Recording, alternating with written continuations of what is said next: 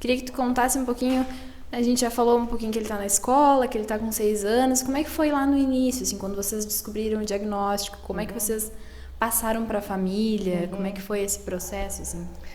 Na verdade, quando o Vitor Hugo tinha 1 ano, a minha sogra, que é pedagoga, foi alfabetizadora, séries iniciais, a vida inteira é aposentada, ela já tinha comentado que ela estranhava que o Vitor Hugo não olhava muito nos olhos. E outras pessoas assim próximas, mas nada assim muito incisivo. E de fato, assim, aí quando a Fernanda, que era então a nossa babá, hoje é terapeuta ocupacional, eu comentei com ela essa preocupação da minha sogra, ela me disse, mas o autismo é um espectro, né? Pode ser que ele tenha, e ela comentou que ela já tinha reparado algumas coisas, porque o Vitor Hugo teve um desenvolvimento muito tranquilo, assim, com 11 meses ele caminhou, ele era uma criança que comia bem, que dormia bem, que a gente sabe que são, né, não sei se dá para dizer comorbidades, mas crianças autistas que não dormem bem, ou que têm, desde logo, problemas com textura de alimentos, ele não teve nada disso. São características bem fortes, né? E o desenvolvimento motor dele sempre excelente, eu acho que depois do diagnóstico, com 2 anos, ele já tinha pinça, já desenhava, né? Então, eu comentei com ela sobre isso, porque eu tenho uma prima autista e Down, que tem bastante severo, até o grau de... até pela falta de intervenção, né, já adulta hoje. E quando alguém me falava sobre autismo, era esse o quadro que eu tinha, desse quadro mais clássico. Eu não sabia do espectro, não conhecia o que então se dizia de síndrome de Asperger, que é, né, a mesma coisa.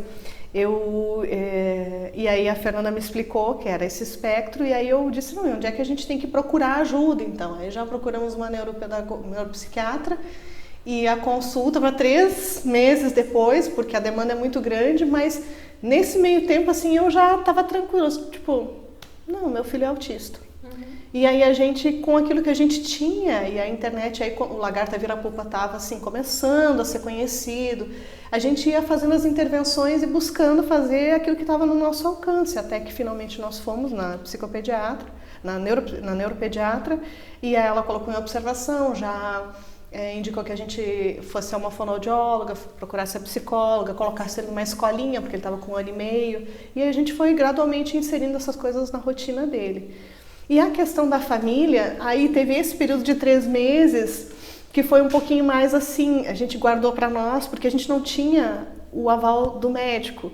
Sim. E mesmo assim, depois que a gente teve o diagnóstico, eu me lembro de algumas vezes, algumas pessoas me dizerem assim, será que, olha, essa criança não tem nada, né? Não é demais o que vocês estão fazendo? E eu pensava, estímulo nunca é demais, né? A criança não perde por ser estimulada nessa idade. Então, ele não tomava nenhuma medicação, ele ia na fonoaudióloga e ele ia na psicóloga, que ajudava a gente e também ele no desenvolvimento. Então, mas conforme a criança vai crescendo é que essas disparidades vão aparecendo, né?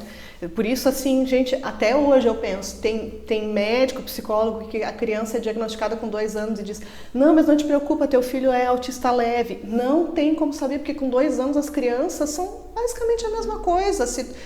Realmente, se não tem um atraso motor significativo, se não tem a questão do hiperfoco muito acentuada, com 2 anos tu não tem como dizer para uma mãe, para um pai que o autismo é leve.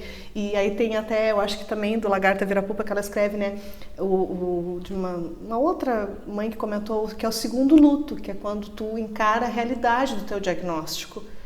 Tu achava que só ia te trazer alguns comprometimentos e tu vê que o desafio é um desafio para a vida inteira, né?